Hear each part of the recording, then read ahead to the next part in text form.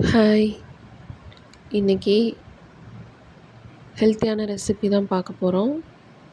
Egg gravy, அப்புறம் egg rice, முட்டை கிரேவியும், முட்டை சாதமும் பார்க்க போகிறோம்.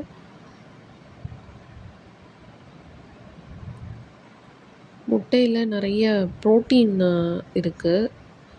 அது எல்லாருக்கும் தெரியும். டயட்டில் இருக்கிறவங்க, டயட் கான்ஷியஸ், அப்புறம் டயபெட்டிக் பேஷண்ட்டு எல்லோரும் சாப்பிட்லாம் குழந்தைங்கள்லேருந்து. நான் ஒரு 4 முட்டை எடுத்து வேக வச்சுருக்கேன். இண்டக்ஷன் ஸ்டவ் தான் மோஸ்ட்லி இந்த முட்டை வேக வைக்க, வெந்நீர், அப்புறம் கிழங்கு ஏதாவது வேக வைக்கன்னா இண்டக்ஷன் ஸ்டவ் தான் யூஸ் பண்ணுவேன்.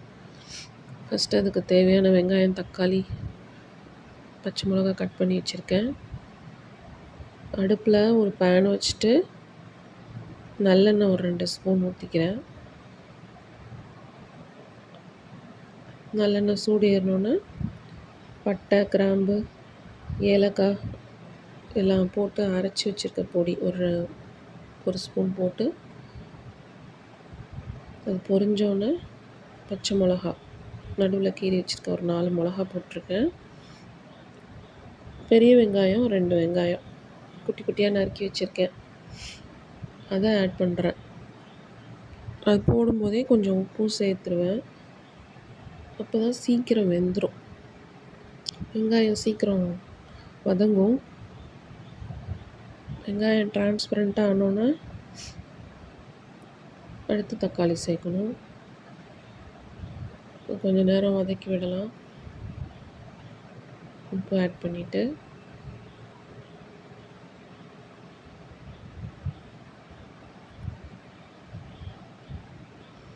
முட்டை வேக வைக்கும்போது, தண்ணி ஊற்றி வேக வைக்கும்போதே ஃபஸ்ட்டு முட்டை நல்லா வாஷ் பண்ணிவிட்டு, அது மேலே இருக்க டஸ்ட்லாம் போகிற மாதிரி வாஷ் பண்ணிட்டு வேக வைக்கும்போது கல்லுப்பு, எண்ணெய் இதில் ஏதாவது ஒன்று போடலாம். நான் கல்லுப்பு, எண்ணெய் 2யுமே போடுவேன். அப்போ தான் கொஞ்சம் உடையாது அப்படிங்கிறதுனால, முட்டை உடஞ்சி வேகும்போது உடையாதுங்கிறதுனால. தக்காளி இப்போ ஆட் பண்ணியாச்சு. கொஞ்சம் தக்காளி வதங்கினோன்னே மிளகாத்தூள் 1 ஸ்பூன், மஞ்சப்பொடி 1 ஸ்பூன் போட்டிருக்கேன். அதையும் நல்லா கிண்டி விட்டுக்கலாம்.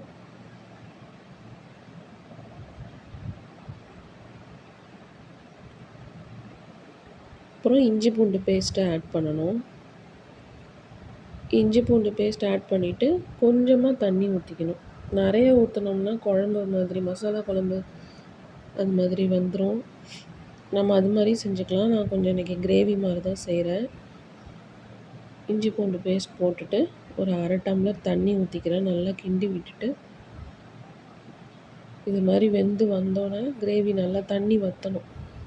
முட்டை தோல் உரித்து வச்சுருக்கதை நடுப்புற கொஞ்சம் கொஞ்சமாக கத்தியால் சின்னதாக கீறி விட்டு கிரேவியோடு ஆட் பண்ணிக்கலாம். அது ஒரு 2 மினிட்ஸ் 2 நிமிஷம் அடுப்புலேயே அப்படியே மூடி வச்சோம்னா அந்த கிரேவி உள்ள முட்டையில் கொஞ்சம் இறங்கும், உள்ளார அந்த காரம். எப்பொழுதுமே குக் பண்ணும்போது சிம்மில் வச்சு மூடி போட்டு குக் பண்ணோம்னா நமக்கு கேஸும் சேவ் ஆகும், சீக்கிரம் வெந்துடும். Egg gravy ready. இது சப்பாத்தி, தோசை, பூரி, பரோட்டா, ரைஸ் எல்லாத்துக்கும் ரொம்ப நல்லது, நல்லாயிருக்கும் சாப்பிட. காரம் கம்மியாக இருக்கிறதுனால குழந்தைங்களுக்கும் கொடுக்கலாம். வேக வச்ச முட்டை ப்ரோட்டீன் ரொம்ப அதிகம். ஏன்னா நம்ம அதில் ஆயில் அதிகமாக யூஸ் பண்ணாதனால ஹெல்த் கான்ஷியஸாக இருக்கிறவங்க ப்ரிஃபர் பண்ணலாம். ப்ரோட்டீன் அதிகமாக இருக்குது. வெயிட் மேனேஜ் பண்ணலாம். அதில் விட்டமின்ஸ், மினரல்ஸ் எல்லாமே இருக்குது. பிரெயின் டெவலப்மெண்ட்டுக்கு யூஸ் ஆகும். ஈஸியாக டைஜஸ்ட் ஆகும். குழந்தைங்களுக்கெலாம் நம்ம ஒரு வயசுக்குள்ளே இருக்கிற குழந்தைங்களுக்கு வெள்ளைக்கரு மட்டும் ஃபஸ்ட்டு கொடுக்கணும். மஞ்சக்கரு செரிக்காது. அப்புறம் போக போக நம்ம அதை கொடுக்கலாம்.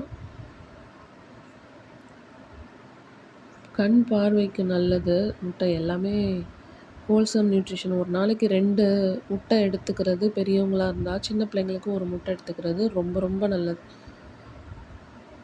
எல்லா இம்யூனிட்டி பூஸ்ட் ஆகும் ப்ரோட்டீன் அதிகமாக இருக்கிறதுனால. அடுத்தது நம்ம பார்க்க போகிறது முட்டை சாதம். ரொம்ப ரொம்ப ரொம்ப சிம்பிளாக செய்ய போகிறேன். என் பசங்களுக்கு நான் இப்படி தான் செஞ்சு கொடுப்பேன். குயிக்காக ஒரு 5 மினிட்ஸ்க்குள்ளே நம்ம செஞ்சிடலாம். வீட்டில் ஒரு 2 முட்டை இருந்தால் போதும். டக்குன்னு உடச்சி வடித்து வச்ச சாதம் இருந்துச்சுன்னா போதும். மேலே கூட வந்து நெய், உப்பு, மிளகுத்தூள் அவ்வளோதான். இதான் ஆட் பண்ண போகிறோம். டேரெக்டாக அடுப்பில் பேனை வச்சுட்டு ஒரு ஸ்பூன் எண்ணெய் ஃபஸ்ட்டு ஊற்றிக்கணும். அதுக்கப்புறம் அதில் ஒரு 3 முட்டை உடச்சி ஊற்றிருக்கேன். எண்ணெய் ஊற்றாமல் ஊற்றினோம்னா முட்டை அந்த ஹீட்டுக்கு அப்படியே ஒட்டிக்கும். முட்டையை உடச்சி ஊற்றிட்டு கொஞ்சம் எனக்கு ரொம்ப பொடி பொடியாக வேணும் முட்டை பொரியல் அப்படின்னா கிண்டிக்கிட்டே இருக்கலாம். உடச்சி ஊற்றிட்டு எண்ணெய் ஊற்றணுன்னு. இல்லை எனக்கு பெரிய பெரிய பீஸ் வேணும் அப்படின்னா கொஞ்சம் அதை வேக விட்டுட்டு அதுக்கப்புறம் கிண்டினோம்னா நமக்கு பெரிய பீஸ் கிடைக்கும். இப்போ எனக்கு பொடியாக தான் வேணும், அதனால் நான் தொடர்ந்து கிண்டிகிட்டே இருக்கேன். கொஞ்சம் லோ ஃப்ளேமில் வச்சு சிம்மில் வச்சு கிண்டிகிட்டே இருக்கணும், இல்லைன்னா அப்படியே பிடிச்சிக்கும். எண்ணெய் ஊற்றி கிண்டினோம்னா கொஞ்சம் நடுப்புற ஊற்றினோம்னா சுத்தமாக பேனில் ஒட்டாது. இது கூட வெங்காயம், தக்காளி, கேரட், பீன்ஸ், பட்டாணி அதெல்லாம் சேர்த்து செய்யலாம். ஆனால் இதெல்லாம் போட்டால் என் பசங்க சாப்பிட மாட்டாங்க. அதனால் நான் ப்ளைனாக எக்கு மட்டும்தான் போட்டு செய்கிறேன். நல்லா கிண்டிகிட்டே இருந்தோம்னா இந்த மாதிரி நல்லா பொடி பொடியாக வந்துடும். சட்டிலையும் ஒட்டாது, பேன்லேயும் ஒட்டாது. இதுக்கப்புறம் வடித்து வச்சு ஆற வச்ச ரைஸு. ஆறுன ரைஸாக இருந்தால் கொஞ்சம் முட்டையோடு சேரும்போது ஒத்த ஒத்தையாக உதிரி உதிரியாக இருக்கும். நீங்கள் கொஞ்சம் சூடாகவே ஆட் பண்ணிங்கன்னா குழஞ்சி போயிடும். அந்த ஹீட்லேயே சாதம் மசிஞ்சிரும், கொல கொலன்னு ஆகிடும். அதனால் ஆற வச்சு ஆட் பண்ணணும். முட்டைக்கு வந்து உப்பு எப்பொழுதும் அதிகமாக போடக்கூடாது, ரொம்ப கம்மியாக தான் போடணும். நிறையா இருக்கிற மாதிரி தெரியும், ஆனால் கம்மியாக தான் உப்பு அளவாக போடணும். வடித்து வச்ச ரைஸ் ஆட் பண்ணிவிட்டு ஒரு ஸ்பூன் மிளகு ஜீரக பொடி அரைச்சி வச்சுருக்கேன் நான்.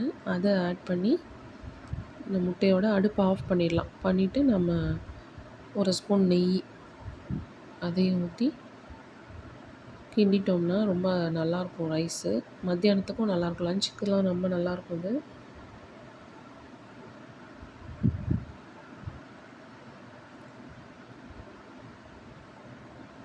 முட்டை ரைஸ், எக் ரைஸ் ரெடி. ரொம்ப ரொம்ப சிம்பிளாக தான் செய்கிறது. இம்மீடியட்டாக செஞ்சிடலாம். பிரேக்ஃபாஸ்ட், லன்ச்சு, டின்னர் எதுக்குனாலும். ஸ்க்ராம்பிள்டு எக்கில் வந்து நம்ம கொஞ்சம் ஆயில் ஆட் பண்ணுறதுனால அது இந்த டயட் கான்ஷியஸாக இருக்கிறவங்க ஹெல்த் வந்து வெயிட் மேனேஜ்மெண்ட் பண்ணுறவங்களுக்கு கொஞ்சம் ப்ரிஃபர் வந்து பாயில்டு எக் தான் பெட்டரு ஸ்க்ராம்பிள்டு எக்கை விட. எண்ணெய் ஊற்றாமல் செஞ்சுக்கலான்னா ஓகே, கண்டினியூ பண்ணலாம். இதுவும் குழந்தைங்களுக்கு ஹெல்த்தியான ஃபுட்டு. நம்ம ஒரு சில பிள்ளைங்கள்லாம் மஞ்சக்கரு சாப்பிட மாட்டாங்க, அது இதுக்கு இது மாதிரி செஞ்சு கொடுக்கலாம். மஞ்சக்கரு எடுக்காத பிள்ளைங்களுக்கு இது மாதிரி ஸ்க்ராம்பிள் பண்ணி கொடுத்தோம்னா ஃபுல்லாக சாப்பிட்ருவாங்க. உங்களுக்கு இந்த ஃபுட் ரெசிபி பிடிச்சிருக்குன்னு நினைக்கிறேன். சேனல் சப்ஸ்கிரைப் பண்ணுங்கள், கமெண்ட் பண்ணுங்கள், ஷேர் பண்ணுங்கள், லைக் பண்ணுங்கள். எதுவும் கரெக்ஷன்ஸ் இருந்ததுன்னா கமெண்ட்டில் சொல்லுங்கள். செஞ்சு பாருங்கள், சாப்பாடு ட்ரை பண்ணுங்கள். தேங்க்யூ.